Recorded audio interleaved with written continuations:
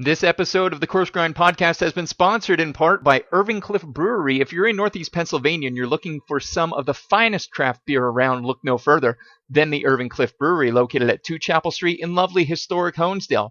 With an attention to detail that feels high-end and small-town comfort, Irving Cliff Brewery does beer, and they do it very, very well. Irving Cliff Brewery, 2 Chapel Street, Honesdale, PA 18431. Now on to the show.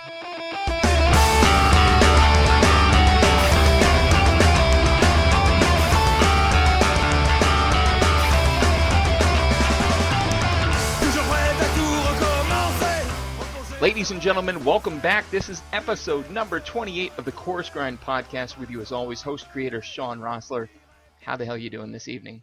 You know, as you age, it's a common occurrence to feel old. But when you were once a teacher, seemingly not all that long ago, and one of your former students who just happened to be in 6th grade at the time, you know, she's taken off with her own culinary scene, you can't help but feel damn near decrepit. I'm not going to lie, but enough about me. Let's talk about she. Kombucha.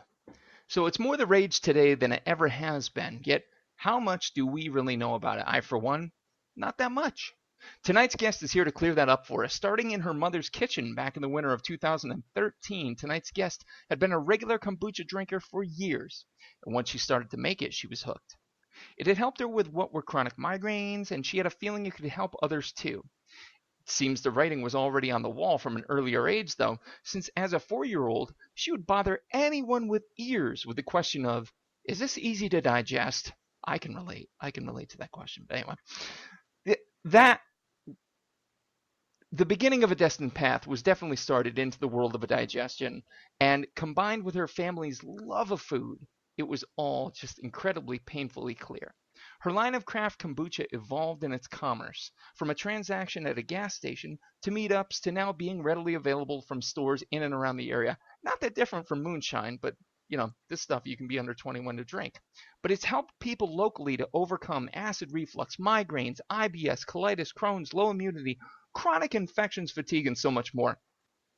A Bloomsburg, PA native with a love for kombucha, food in general, her family and travel, she's here to share her knowledge and to honestly make me feel old as hell. Without further ado, ladies and gentlemen, and everyone in between, my guest this evening, the heart and soul behind Natalie's Craft Kombucha, the incredibly healthy Miss Natalie Lynn. Natalie, how are we doing this evening? Hey, Sean, I'm good. Thanks for having me. I'm so excited. No problem. You're way too happy. This is 9 at night. Apparently, this is what kombucha does. Now, before we even get started, I'm going to admit something. I went to Bloom Naturally on Route 11 in Bloomsburg, Pennsylvania. I'll pull up the contact info for them later. And purchased one of your jars of craft kombucha, orange cream to be exact. Oh, okay. And the girl at the register said to just down it all in one gulp, so I did that. Am I in trouble? You know what? I'm kidding. You'll be they okay. Didn't say that. You'll be okay if you were advised to do that. But that would be fine. That would totally be fine. But it would be overdoing it, I would say, in my opinion. I have to tell you. I did say that to her. I said, "Oh yeah, so I should just only take this down." Gosh. She gets this look on her face like, "Don't fucking do it." And right? she composes herself and says, "Well, you would be very detoxified." Oh my gosh, that's exactly it. I leaned across the register and I said, "Does that mean gonna?" She goes, "Yeah." I said, "All right, I'm out. See ya." So I've been sipping on it, and that would be a lot. It's fantastic. So for everybody new to the program, current guests included, starters, mains, and afters. Starters, where you're from; mains, where you're at; and afters, where you're going. In some fun questions that are a little bit more off the cuff. So without further ado, Miss Natalie Lynn, you know, you're going to be a bit more of a different guest. We've had cheese artisans on before. We've had brewers on before. So, you know, you're a bit more off the beaten path of culinary, but I still want to know, tell me about where and how you grew up eating. Oh, I love this question. So I am born and raised in Bloomsburg, and my family is just, honest to God, the biggest foodies I've ever known, ever met in my whole life. Everything's about food. Everyone's always in the kitchen. Everyone's always eating. We had a beautiful garden growing up, and so I grew up eating really good food and a lot of really good food. It was always these big dinners and everyone's home and just crazy. So I think the one thing that sticks out in my mind that I always had growing up as a kid, always eating, Hmm. was my mother's sauce, her Mm, Italian sauce. mm. And I would put that on everything, everything. That's just my number one. Right on. Right on. Yeah, Mother's sauce. And obviously right? you're a local gal here in the area, Yes, which indeed. I'm becoming slowly familiar with now as a townie, father of three. It's Yeah, certainly a traditional meat and potatoes area, it is. for sure. And yet, look at you rocking the meat sauce, or, Oh yeah, sorry, the oh red yeah. sauce, not the meat sauce. Listen to me. Yeah, I'm a Um, red sauce girl. from an early on age. So, were you picky as an eater? Would you say? I wasn't picky, and I'm one of five. And I don't think if we would have been picky, I just don't think that would have even worked. It's Right. just sort of this is what's for dinner, and this is what you're going to eat.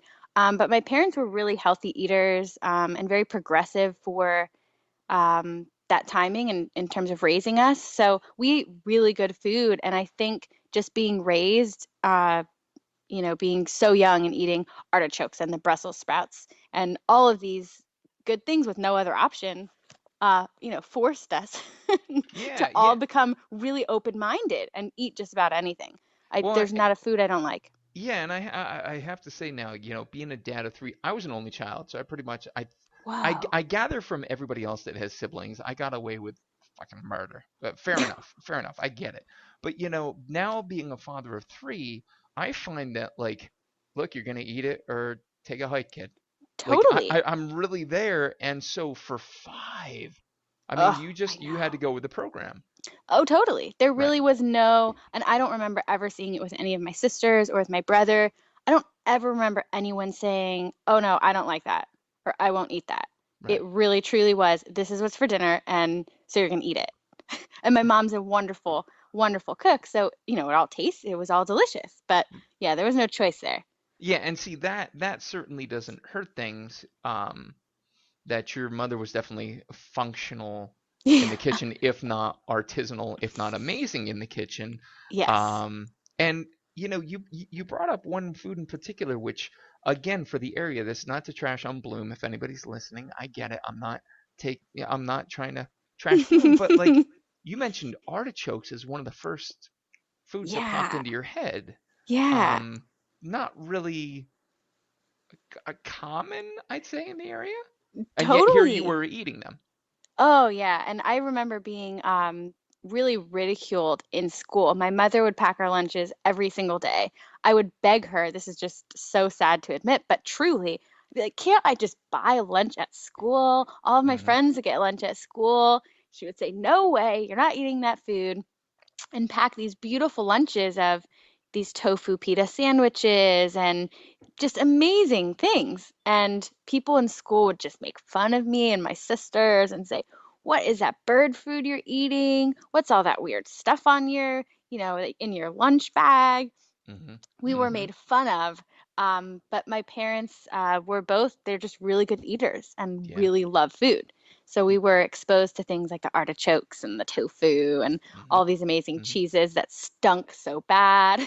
Oh, but now you know that the cheeses that stink so bad taste so good. Gosh, they do. They're amazing. And They it's do. it's funny. I can actually, even as an only child, my mother was very much a health food store proponent before they were popular. Mm. And whenever we would have something for, say, a church youth group or something at school, it would be I would bring a fruit plate, and you talk about the ridicule, I would get shit on mercilessly. And yet, if you find these people delivering the shit on treatment today, they are, let's just say, not in the best of health. Oh yeah. Oh yeah. And here's you and me, like, oh, how's that working for you? Even though I'm apparently like a million years older now since I taught you. But Oh, anyway, it can't be true. no, no. But, I think there's a certain benefit to suffering through that early Oh on, yeah. for Absolutely. sure. I'm thankful for it. I'm so thankful. I thank my mom and my dad all the time for just I don't raising us that way. I Yeah. love food and I don't know if I would have otherwise. So I'm Right on, thankful. right on. You're so happy and positive for 920. You clearly don't have kids, and you clearly are on kombucha. So, way to go. More about that in a minute. So, talk to me more about specific childhood foods, not that you had to maybe endure, but that you Mm. miss. Is there a Oh, dish or a series of anything that you absolutely miss, and you wish you oh, could go back and grab? oh, there is. There is. I absolutely love, I don't know if this is the name of this. I don't even know if it exists outside of my mother's kitchen, but she used to make this delicious fettuccine dish that was called summer pasta. That's what she called it. Mhm. And it would be homemade fettuccine with just the most massive amounts of melted brie and fresh basil and garden tomatoes and all mixed together. And oh, I swear to you, I think about that all the time. Mhm. It was we ate it all of the time when I was younger. It was such a summer food. It was great for the garden. We would go out and pick everything. So I do miss that. Wow, That I miss. that Being a grown sounds up, yeah. you don't eat all of those things anymore. Right, right. Or if you choose to, now again I'm speaking as a father of three, you've got to go somewhere to find it, and it's never quite as nostalgic Yes, it's as you true. imagine it. And I almost have to wonder, for all the answers I've ever gotten for that question, is it the curse of nostalgia? Is it, sitting here and thinking about it, does it make it more flavorful? Does it make it better than it was? And I like to think not. I think it truly is as magical as it is in your own head. Oh yeah, totally. I'm on Yeah, that train too. right on, right on. It was the Um, best. so so growing up, and I have a feeling I know where this answer is going to go. And by the way, I just had a swig of the orange cream kombucha after a swig of a lager, and I'm going to say it's not a bad chaser. Ooh, Just in I case like anyone's that. wondering, it's a little creamy, going a little cream ale action there. Ooh. It is not too shabby. So I'm thinking Oh. kombucha bar. Could that happen? Hey, that's the future. I think that's the future, Sean. Anything could happen. Anything could happen. Mm-hmm. So tell me, going back away from my, sipping habits here at the table, and like I said, I think I know. Who would you say your greatest culinary influence was, and why? Mm, that would be my mother. Gosh, I'm talking about my mother a lot. I do love her very much. Mhm. But definitely my mother. She was always, and still to this day, the woman is always in the kitchen, and it's a constant, it's making two soups at once and then also cooking the chicken and then making this sauce and cutting and chopping, and everyone's eyes are watering from the amount of onions that are being cut, and just unbelievable love of food and the whole process of food. She loves to watch you eat the food she makes. She loves to go shopping for the food and go to the markets, and she's definitely been, my number one in that department. Mhm. Yeah, I can relate, as I'm sure you can now, being an artisan, watching somebody enjoy your craft. Mm. I think there's a magic to it almost, don't you? Yeah, and there is. I remember watching her. Um, I don't know how old I was, but I remember watching her grate cheese, and she had Mhm. such a huge block of Parmesan cheese, and she's just going and going and going. And I remember the look in her eyes as she was watching the cheese just kind of come out the other side, Mhm. and looking and thinking, that's something special. Like whatever's Yeah. going on in her head right now is something very special. She loved it. She was just loving that moment. Um, just so much passion. See, and that's where you get away from food as substance and sustenance into food as art and borderline magic. Yes. People look Yeah. at, shaker cheese. Oh, let me get the plastic thing out of the fridge and shake it on. Uh, Stop it, first of all. But second of all, when you watch such a scene, and as you're saying it, and see, this is where like food people come together. I can see that, and I can appreciate the millions and millions and millions of bacteria that came together to enact upon milk in a certain Yeah. region, and there's all these steps to it that if we take a step back and appreciate it, holy shit, your mom was watching her own magic unfold Yeah. for sure. Man. Absolutely. Fermentation's like that too, but more on that in just a minute. So speaking of fermentation, we're kind of jumping a little bit here. We're going from childhood food to what you've, found now to be a passion. But talk to me about the moment when you realized. Tell you what, let me craft the question again because I kind of have to, but I kind of don't. When did you personally realize that food superseded just a thing, that it could be an art, that it could be a lifestyle, that it could be a career? When did you Mm, put that together? mm. I would say that the moment for me with food and kind of seeing that beyond what, what it just is, that was, gosh, so early in life. I always wanted um, to do something in the world of food. And it wasn't because, I'm still not particularly a really good cook. Hmm. I'm Hmm. really, I'm of all of my siblings, I got the short end of that stick there. Hmm. But I always wanted to be involved. And as I, um, was older and working, I was at a lot of restaurant jobs and I was waitressing a lot. um, I kind of just kept thinking, I really want to be involved in the part of food that isn't necessarily the actual making of the food, because that's not really my area, but there's so much else that goes into it, like we were just talking about.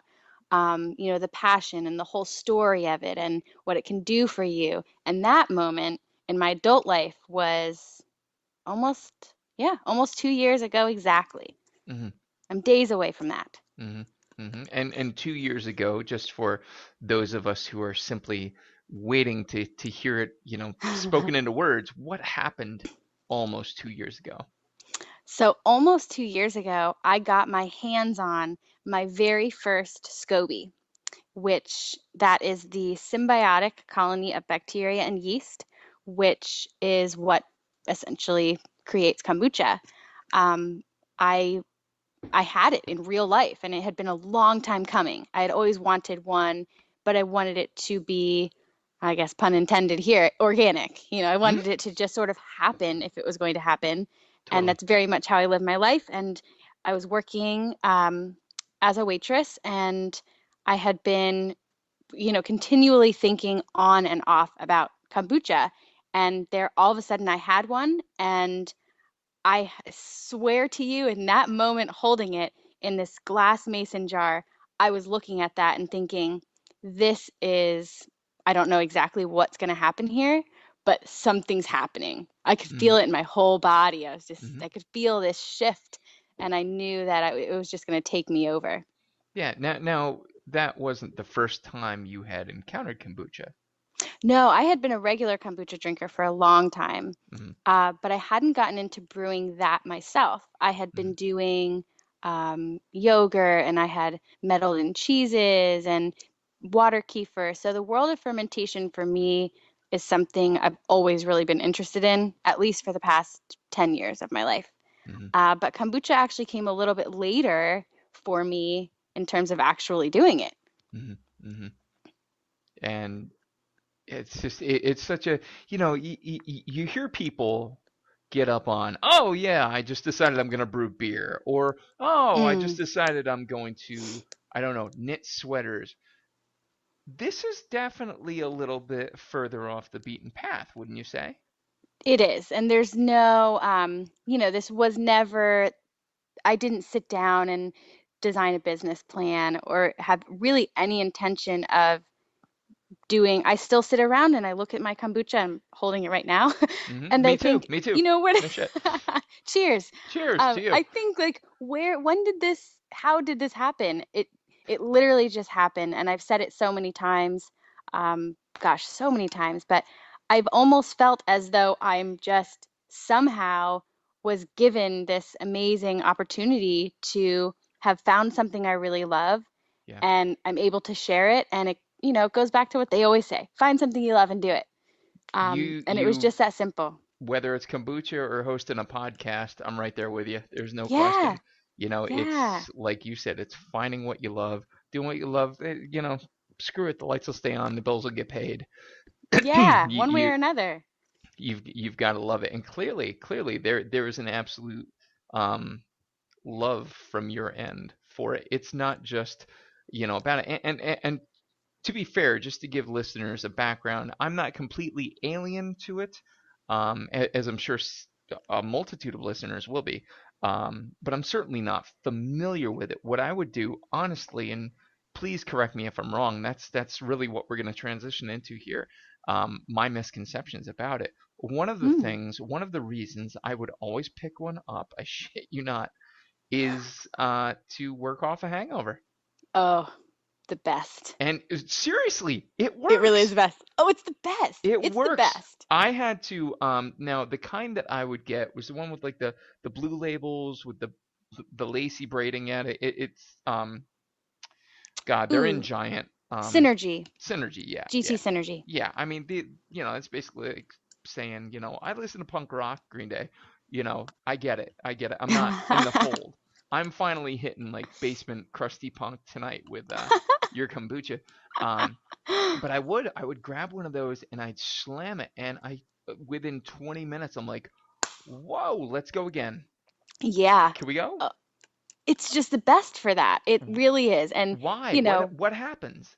so a part of what is causing that to be such an amazing hangover cure, which it truly is the best. That is just a fact there, I think, at this point.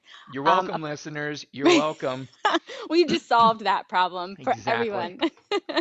That mystery of life. It's your Um, fault, Rossler. You're making me drink more. Sorry. But right? anyway, Everyone's gonna go continue. get drunk now just so they can try it. Hey, actually, real quick on that. Is it true? Can you get drunk on kombucha? You really can't. Yeah, You see, can't. I didn't think so either. That's like getting drunk on non-alcoholic beer. You know, Yeah, it would eventually be. you can, but you'll probably break your bladder first. Yeah. All right, fair By enough. that point, you would have a major malfunction because you would have to drink so much. I don't think you could drink that much fluid per, in the time period to actually have anything happen. It really is impossible. Right on, right on. So So no worries there. No one will get drunk. back to kombucha as a hangover cure, Natalie. Please, let's not Yes. lose this point. No, no, we got to keep it alive Go here. get it. So part of the biggest part of why it truly cures a hangover is because at the point that we're hungover and we're dehydrated and our body is just in this phase of, why would you ever do this to me? Probiotics, that kind of a probiotic, which kombucha um, is, is such an amazing source. It's so your body knows just what to do with a probiotic that's in a water base. And once it goes into your system, that lining of our gut, which gets very uncomfortable when we're hungover, Hmm. it Yes, it basically does. creates this environment immediately. I envision it in my head and try to paint this picture where everything that's on the lining of the inside of your stomach sort of just pushes off into your belly and just gets pushed through your system. And then you have this, sort of exposed area, and the probiotics are just going right to that lining. So it is really fast because you're just replacing something that was struggling, which is this battle of the bad bacteria trying to overgrow and then a lack of proper water. Everything just gets flipped on its head, and you're giving your body the number one thing that it needs. Well, water, I suppose, would be the real number one. Right.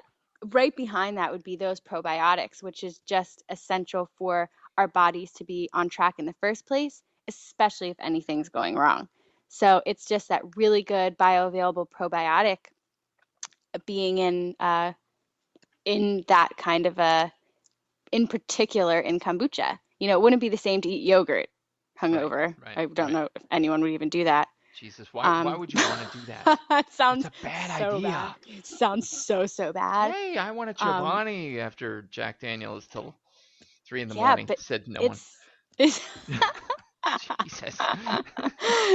it's just that good bacteria, and we all need it. And getting it in a hungover situation, that is the cure. Yeah. So all right. So let's talk. What hangover or no? Like what's gonna go down for the layperson that starts to now kombucha wise? Let's take the hangover out of the equation. Hmm. Is it something that you have to drink like religiously to get the benefits of, or can you periodically, give yourself a tune-up with one? You could really do either, but for optimal health, if what you really want is to have a really consistent system that's running at its highest efficiency, Mm-hmm. I recommend for most people to drink it every day.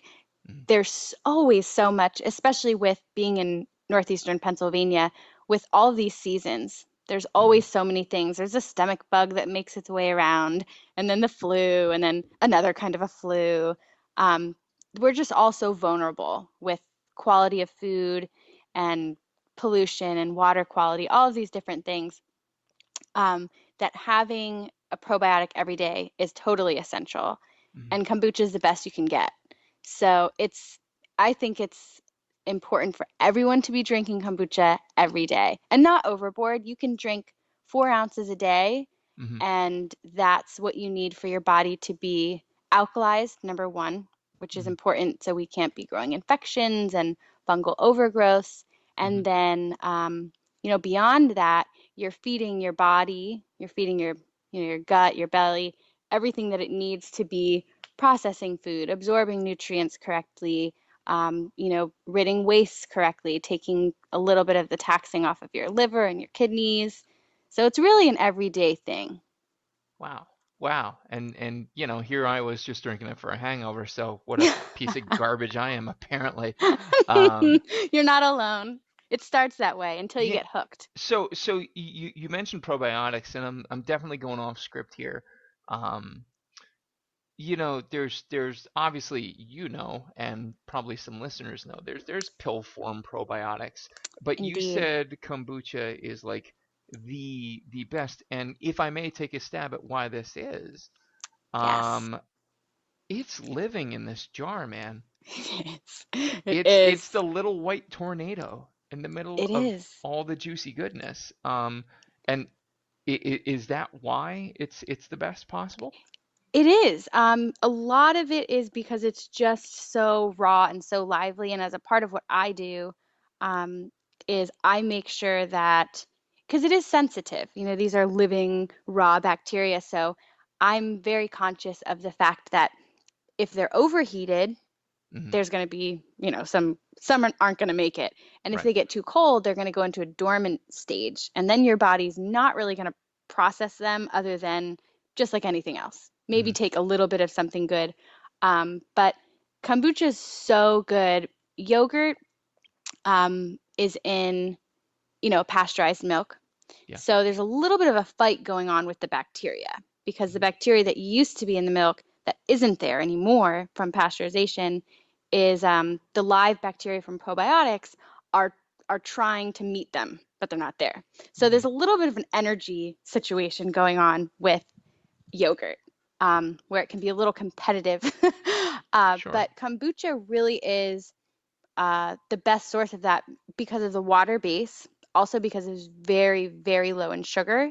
So a lot of times, although with pills, if you're going to take a probiotic pill, no need to worry about sugar. But an issue there is freeze drying, which most of the probiotics and pills are. Hmm. And there you're seeing another situation where there's a temperature change. And there's a very small temperature that probiotics are living, and then Sure. anything above and beyond. So kombucha is really the best for that because it tends to be handled with that kind of care. Hmm. At Hmm. least on a small level, I'm able to really be consistent with that.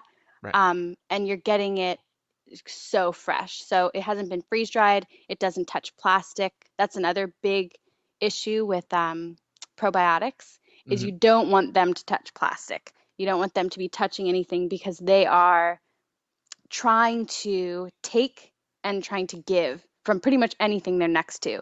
So that's why Hmm. kombucha is always in glass, because if you put kombucha in plastic to store it, Hmm. it's just going to try to metabolize the plastic, and it will. Wow. So, yeah, it's amazing. It's just I'm constantly fascinated by Yeah, it, I yeah, swear. and honestly, not to try to relate too strong, but like as a home brewer, there is a very small window at which I can pitch my yeast. Yes, onto my yes. beer, and it's living and it stays living. You've got to keep it in a window for a good week or so to let it, stay hungry, get hungry. And Yes. wow, I didn't realize there were so many parallels potentially between home brewing and kombucha. But given that they're both alive and you want to keep them that way, I guess that makes sense.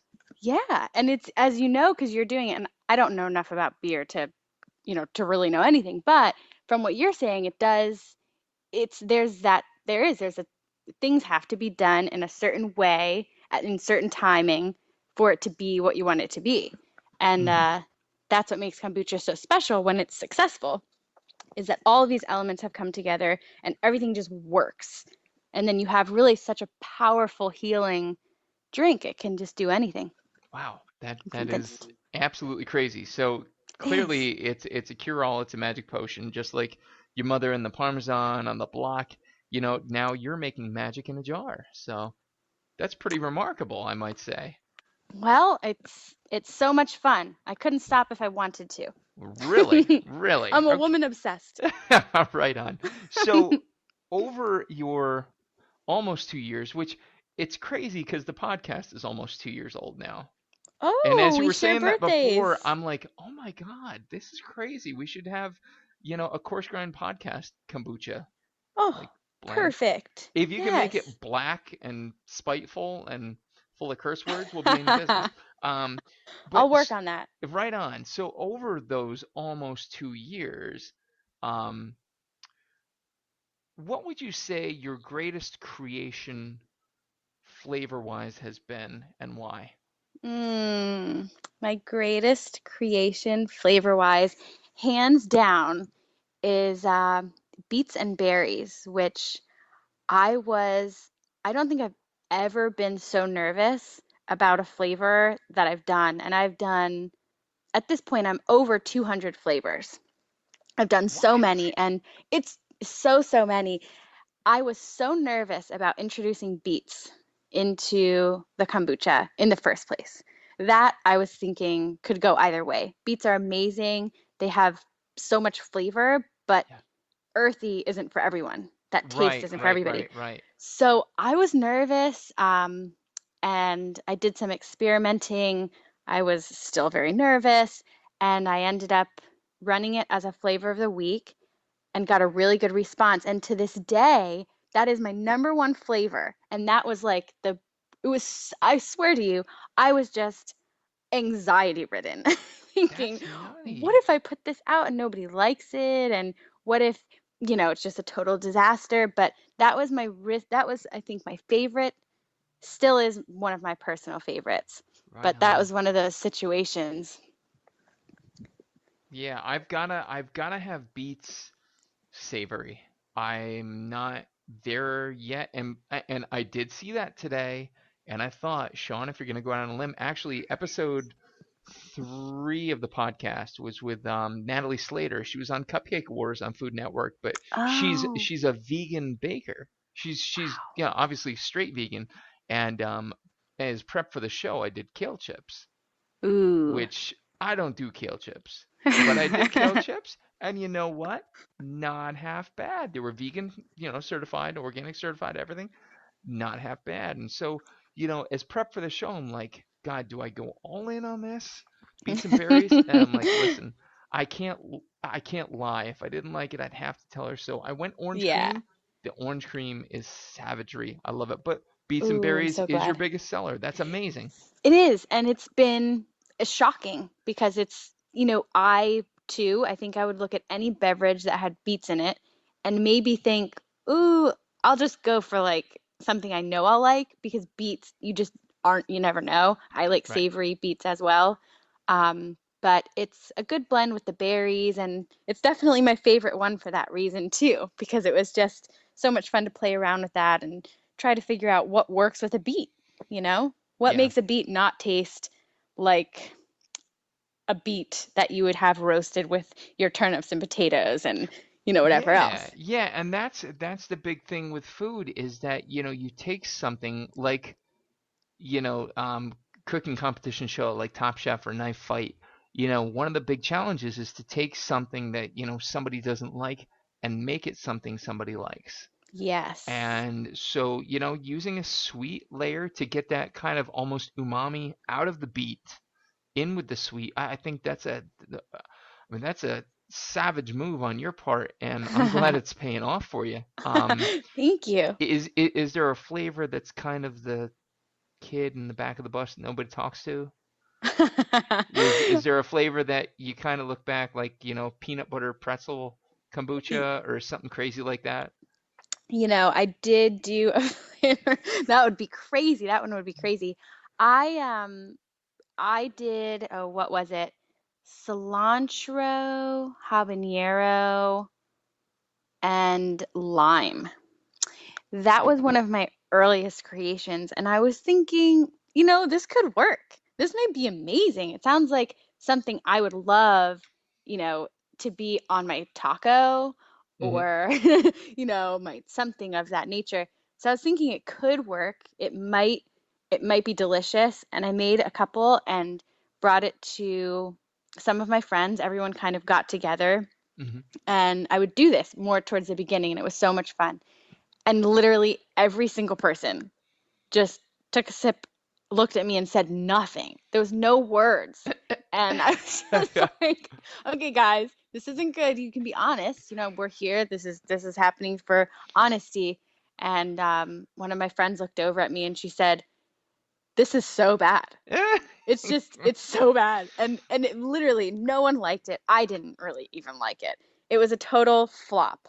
It Yeah. really wasn't Well, you've gotta be able to acknowledge those before you can really appreciate the big successes. So kudos to you for Yes. calling out cilantro, habanero, lime. I agree. That sounds banging on a taco, but I don't know about a fermented drink. I'm not gonna lie. I know. Yeah, Sounds it a was little nuts. weird. It was very strange. It was just not. It wasn't a very good direction. So I haven't gone that way since. Yeah. So, kombucha overall, and I don't know because I'm not familiar with the scene. I'm sure there is an emerging scene that's becoming quite big. Are there trends currently in kombucha? Like, obviously kombucha is a thing, fine, middle path. Is there something that's coming out as the next big thing that people are trying to do with it? It does seem like I was just in Portland, which is huge on kombucha, and Southern California as well. And it seems like what's happening is all of these kombucha companies, and there's quite a few at this point, and more popping up every day. Everyone is going towards roots. Hmm. So the new flavors coming out are all turmeric, there's ginger in all of them. Things are getting really cool. What used to be a couple of fruit flavors, now all of a sudden everyone's using it, all kinds of ingredients, things that are just barks and roots, like I was saying, and a lot of floral. Florals are coming in, different herbs. It's definitely making a transition into a much more complex kind of playing field as far as Hmm. flavors go. Yeah, I mean, it seems like, and please, as always, correct me if I'm wrong, but if you're looking at roots, you've got all the old root, like soda archetypes that I think would play Yeah. well in a carbed, albeit fermented carbed beverage. Yeah. Like a Oh, sarsaparilla or a root beer. Now they're getting into again to make the parallel between a brewer, that's me, and a kombucha girl, that's you. Um, they're doing the hard root beer, the hard ginger beer, and yeah. they're all making sense. Who's to say it couldn't make that jump? Yeah. And it listening to you say it too, that seems like where it's going. It's Yeah. all things are just moving from it being something that people were drinking just a couple of years ago and not Hmm. really enjoying to Yeah. now people love it. Yeah. It's just getting to be so much more fun and the flavors are amazing. So I think you're right on the pulse there. Yeah, I can honestly say this Natalie's Craft Kombucha, which I'm holding in my left hand right now as we speak, Natalie's Craft Kombucha at gmail.com if you're interested, by the way. Um, it's orange cream, but I can say when I would pick up the glass jars from the grocery store, it would be how quick can I get this in my stomach? Like honestly, it's like a bad shot of bad tequila at 2 a.m. Oh You don't yeah. want to do it, but let's just get it over with. Yes. This honestly, I have been sipping on this, and I don't know. Again, the market for switching between a lager and a kombucha, it's really good. I hate to say Oh it. my It's a gosh, really that's good so switchback, amazing. but the orange cream kombucha itself is spectacular. It's flavorful. It's good. It's not focused on, hey, let's drink some white vinegar that's Yeah. carbonated. Because that's really what it is. Now, is there a similarity between the health trend of drinking cider vinegar and kombucha? Like, is cider vinegar related? Yeah, I would say that they are definitely related. They're sisters in the world of, um, in that world. But kombucha offers some extras that you're not going to get from apple cider vinegar, Hmm. but definitely a really good idea to still be doing apple cider vinegar routinely. Yeah. I still recommend that for people. Um, but sometimes they do taste an awful lot alike. I've had some kombuchas where I'm thinking, this tastes like straight vinegar. Yeah. This could Yeah. easily be vinegar that I'm drinking. Well, and It that's just, the brand name that you mentioned before. Again, it eludes me, which is probably good because all I need to know is Natalie's Craft Kombucha at gmail.com. Plug, plug, plug. Um, it literally was that. It was like, wow, this is, I realize this is a means to an end, but God Almighty, this is difficult. I am literally yeah, sitting here sipping on this and so it's, pleasantly surprised. I'm so glad. That is my goal. And I, I know from experience of doing what I do with the nature of this, really fresh kombucha is Hmm. really, really good. Yeah. Really good. Kombucha that sits around for a month or 2 months or even 3 or 4 months Hmm. is not so good. That's Yeah. when it starts to really get to the phase of, vinegar, truly. Well, and that's like if you leave your beer in your fermenting bucket, it's Yes. it's only gonna turn south, it's gonna turn acidy, and it's gonna, turn into basically shit. Whereas if you pull it fresh, like you said, Mm-hmm. it's gorgeous. It's fresh. Fresh is the word I would use. Absolutely. Yeah. Ooh, Excuse I'm me. so Jesus, glad. listen to me. Um, I'm burping all so over the glad you're place. enjoying it. Hey, that's good. That's the Yeah, kombucha. right on. I love it. That's an excuse for me. Yep. Kids, if you're listening, it's not an excuse for you. You still have to say excuse me. Um, Yeah. so all right, all the kombucha stuff, the stylistics of kombucha aside, what's next for Natalie Lynn? What do you Mm. have on deck? Talk to me about year 3, year 5. Mm. I'm I'm open at this point to whatever else may come. The Mm, kombucha itself was such a shock to me in my life, in a way, in the fact that now it's my business is the shocker. I didn't really know, I couldn't have foreseen this, and I didn't plan it. It just sort of happened. But I would love to be continuing to do what I do for as long as I possibly can. I envision myself doing this for a really long time. I get so much happiness and just a joy that I never really felt from anything else by being able to share this with people. mm. So I hope I can just continue to grow this kombucha family and continue to educate and just hopefully be lucky enough to do what I'm doing in, 2 years, 5 years, 10 Mhm. years. I love Jesus, it. by I that point, truly I'm gonna do. be dead, Natalie. Come on, No, let's you're let's. not that much older than me, Sean. You're not. It Fair enough. Fair enough. can't be Talk to me about true. a storefront, though. Are you thinking Mm. storefront? I go back and forth. I really do, to be honest. I go back and forth about that. I think that the time might come for that, Yeah. and I'm open to it for sure. I would love it. I Mm, love these customers so much at the farmers markets and different events that I do and tastings. It's like showing up somewhere and having like your whole family comes and you get to see everybody you don't get to see all the time, and it's so much fun. So I think I would have a amazing amount of fun with brick and mortar. yeah. So I bounce that around sometimes. You absolutely should. And We'll I'm see. telling you. Okay, as a former teacher, advisor of sorts to you. Here you are in this area in a college town. Yeah. Kid, I think you got it. I think you got it sitting right in front of you. Yeah. Well, Sean, you might have just given me the boost I needed. Yeah, yep. Don't come That asking might for be it. money though. All right. So Knocking on your door. let's move on then to the afters. These are a bit more out of the ordinary. We've obviously covered the biography of that which is Natalie Lynn. Let's talk about if I'm standing in your kitchen. Now, you said you got the short end of the stick cooking wise in your family. I don't know if I totally believe that. Hmm. Um, you can choose professionally or at home, which, right now your home kitchen is your kitchen. Um, what music do I hear? Ooh. Well, on the average day, if I'm in the kitchen and I'm cooking, honestly, I'm a huge Barbara Streisand fan.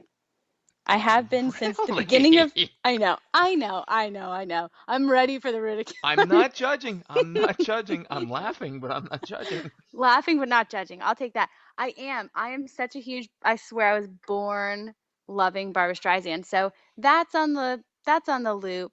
Also, I Adele's new album obviously has been played. So I've been listening to that a bit too. I love all the old and good stuff too. Rolling Stones and the Beatles and oh, I was raised to love all music just like food. So Right there's on. a wide variety there. That's respectable for sure, for sure. Yeah. So when you're slinging in the kitchen, and obviously you're not, you know, executive chef at the helm trying to push plates out in a timely manner, I I think I can probably softball myself this answer, but your mouth in the kitchen, using the movie rating scale G to Oh. R. Oh, I swear. I I don't really have a a bad mouth. I Oh, don't. kombucha makes you so nice. What the hell am I drinking it for? I know. I really don't have a bad mouth. And in truth, I know exactly why this is. When I was younger as well, with all of these siblings, if we even said shut up, Yeah. we would put a quarter in a jar. That was like the Ooh. bad word. Like, Oh, don't even nice. say shut up because it's bad and it hurts feelings.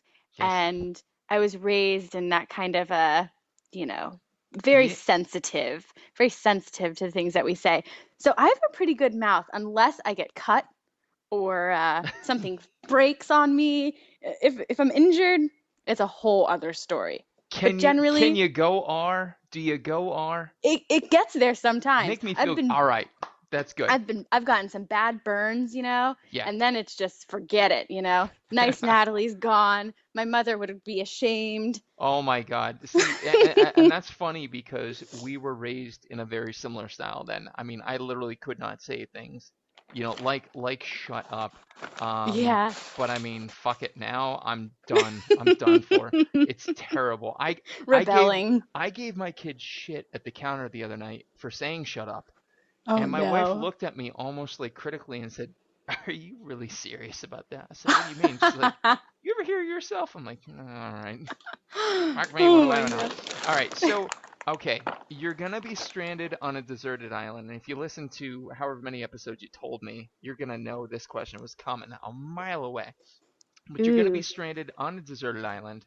You're only allowed to take three foods or food type items with you. What would they be and why?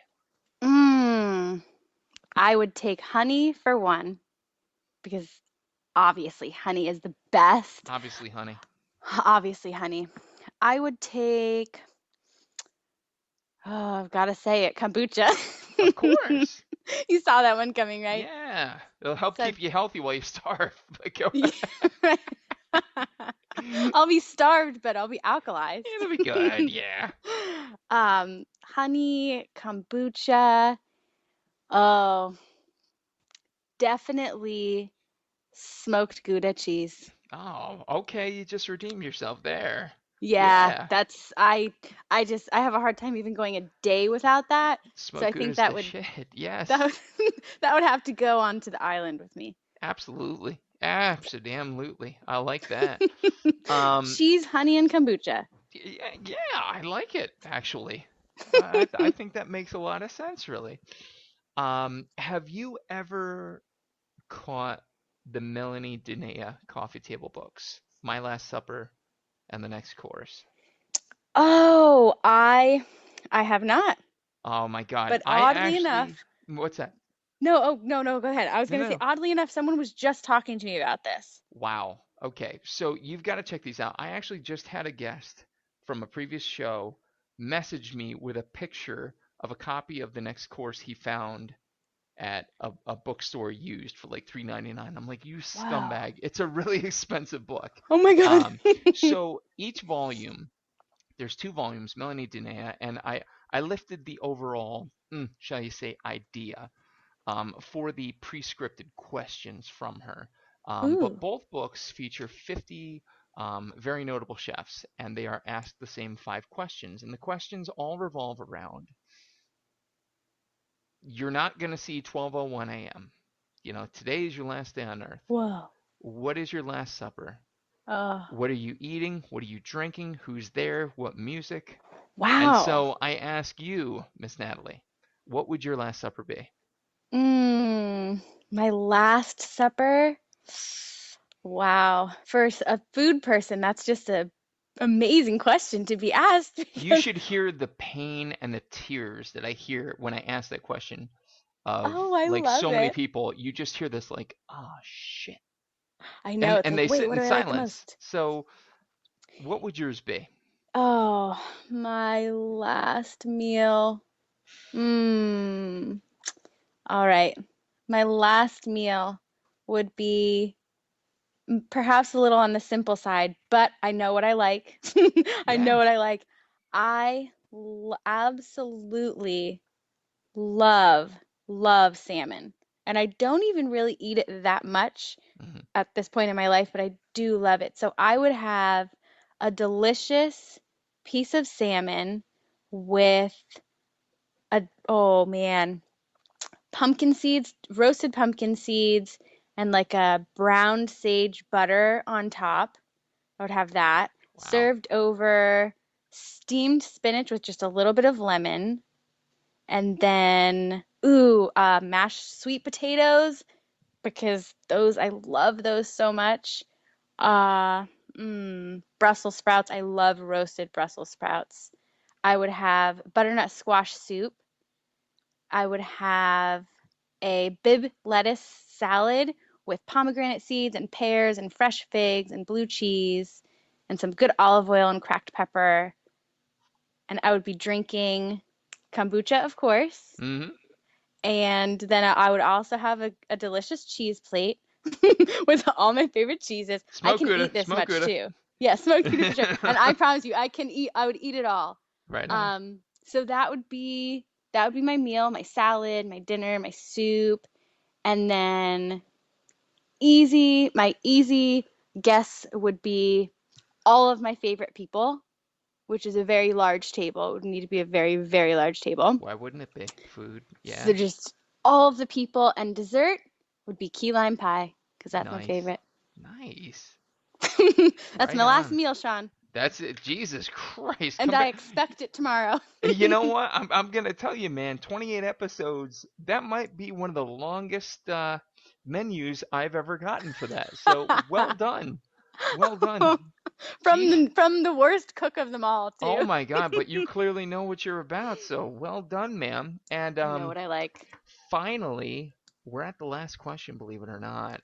Whoa. And it's the most simple and yet the most complex. So I ask Ooh. you, Natalie Lynn, what is food to you in a single word? Oh. Oh my gosh. What is food to me in a single word? I Food to me, what's come to my head and it's not leaving, I'm giving it a couple seconds here, is there's love. Right on. That's what it is. It's so strongly attached to those feelings and in my family, the way that is, food is love and that encompasses a lot of Yeah. things, but Yeah. Food and kombuchas. I'm looking at the bottle of Natalie's Craft Kombucha at gmail.com if you're interested. There's a nice little heart right at the bottom, and I think that speaks volumes to your answer. People always try to be creative, and yet they're always steered back to a simple 4-letter word, which isn't one of the ones I use in the kitchen all the time. So love, yeah. I don't, Yeah. yeah, I can't think of better for that. So Yeah, awesome. that's Well, it. Miss Natalie, thank you so much for joining me this evening. Is there anywhere I can plug for you? Anywhere you can plug for me. Yep. Well, I have a Facebook group, Mm-hmm. and that's Natalie's Craft Kombucha. Mm-hmm. Quite simple to find there on the search. Also, I have an Instagram, and that's Natalie's Craft Kombucha as well. Right on. In terms of buying it, because now it's nationally available, which is so exciting. Nationally, coast to coast. Coast to coast kombucha. That would be at igourmet.com. Same thing, easy search bar there. Mm-hmm. And I guess that's about it. Right on. And it's Natalie's Craft Kombucha at gmail.com with any questions, Yes. inquiries, comments about the show. Why the hell did you do this show? You're Yes. crazy to talk. Totally. Email me, everyone. I love getting an email from a real person. It's so much fun. You heard it here, folks. The next time the retweet goes out to 500,000 people, this is what I want. Let's destroy Natalie's inbox. All right. I said it. So, and locally, for folks in the local crowd, they can grab your stuff at Bloom Naturally, correct? Yeah, it's at Bloom Naturally in Bloomsburg, also Yep. at their Danville store. Okay. It's at the Bakers Guild Cafe in Bloomsburg. Mm-hmm. Also in Sealands Grove at Lighthouse Health Foods. Cool. Over in Lewisburg at Natural Fruit and Garden Store. And it is up at the Lands at Hillside Farms in Shavertown. And House of Nutrition in Luzerne. Right on. You are all over the place. Did you know that? Yeah, it's so much fun. It's also at the Blind Pig Kitchen in Bloomsburg, of course. The Blind Pig My Kitchen, favorite. episode Yes. 22. For those of you Yeah. listening, be sure to check it out. They're Holla. amazing, amazing. Holla, holla, indeed. Mhm. So I'll plug the Bloom Naturally here in Bloom, 307 Columbia Boulevard, Bloomsburg, PA, Woo. 17815-570-7357. Nice. That's where I picked mine up today, kids. And like I said, it's spectacular. And like I said before, as a teacher, you feel old, but the good part to it is that you feel amazing when a kid makes good. And God damn it, Natalie, you have done just that. So thank you again for being here Aw. this evening. It has been my pleasure. Thank you so much for having me. It's been so much fun. Right on. Thanks again. Hey, folks, this has been episode number 28 of the Coarse Grind podcast. Again, with me this evening, our spectacular young and healthy guest, which is annoying, Natalie Lynn, Natalie's Craft Kombucha at gmail.com. Check her out on Facebook and Instagram. You can buy her stuff locally at Bloom Naturally, 307 Columbia Boulevard, Bloomsburg, PA, 17815-570-743357. Check it out. Get healthy. Again, check her stuff out if you're not local on igourmet.com. Our producer this evening has been the Reverend Johnny Lamoria, a.k.a. Johnny Leland Robinson. I'll get that right one night. Be sure to check out his podcast, Cinematic Pig's Feet, the next time it's out. And next time, episode 29, we're going to keep it local. More to come. Stay tuned. We'll catch you then.